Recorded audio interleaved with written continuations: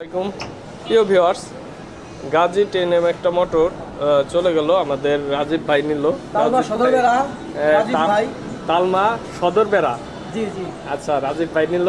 এখন রাজীব ভাইয়ের তো এইটা মনে হয় পছন্দ হয়েছে মোটরটা, এই জন্য অনেক আমার আগেই আর কি ভাই নামায় বসে রয়েছে।